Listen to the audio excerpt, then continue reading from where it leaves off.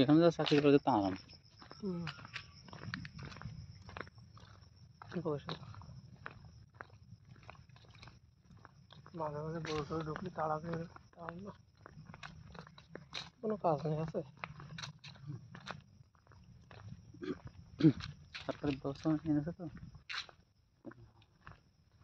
বেসরকারি ব্যবস্থা নিলে তো কি করতো, এই ছোট ছোট ঘরটা বানায় দিত, ছোট ছোট ঘরটা কাজ বানাইতো, করে তোমরা এখানে বসে। আর টিকিটের দাম বানাইতো 50 টাকা বা 100 টাকা।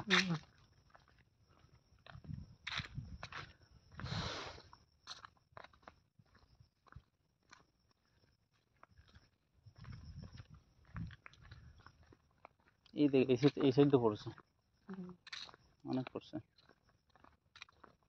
ওদিক ওদিক ওসব পুরো হয় বেদ গাছটা পড়ছে।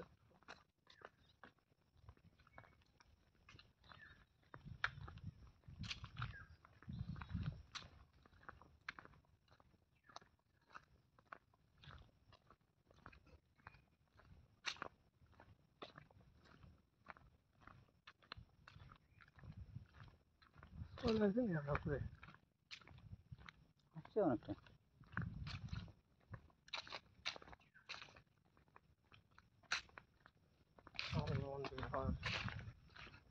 সামনে নিকট তো কুমিল্লা।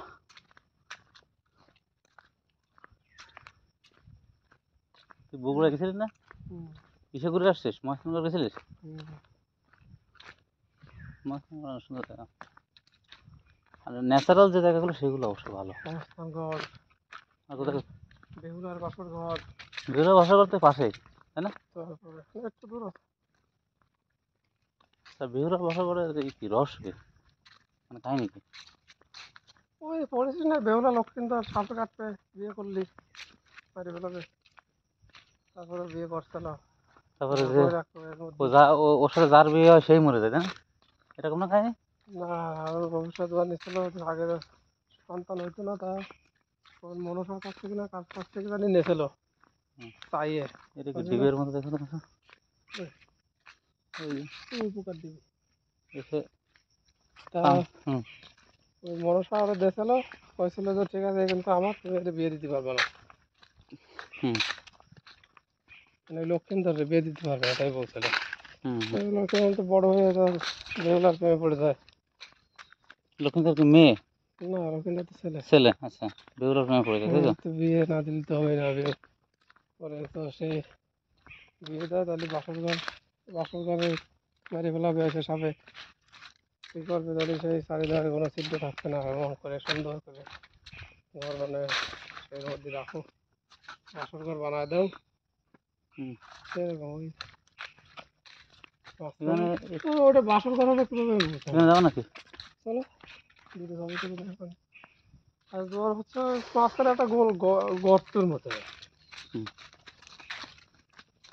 ওটুক জায়গায় বাসর ঘর আসতে হবে। ওই হয়তো ওই এরকম ছিল, মানে দাঁড়ানো শোয়া যাবে না, তোর দাঁড়ায় বাসর করতে হবে। দাঁড়াই করছিল মনে হয়, দাঁড়াই গেছিল। তারপর কি হলো, সে মরে গেল? হ্যাঁ, একটা ছোট ছিদ্র বন্ধ করতে মনে ছিল না শেষে, ওই সাথে সাপ ঢুকলো। ওখান থেকে সাপ ঢুকে বাঁচছিল, পরে বাসা দিল না কলার ঝোলাই করে মাছও ধরতে পারে।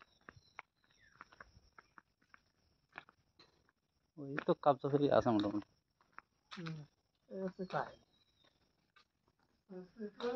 বেহুলার বাসর করবে, লক্ষ্মীন্দরের বাসর করবে, মাছ আছে ভালো, পানি খোলা একদম।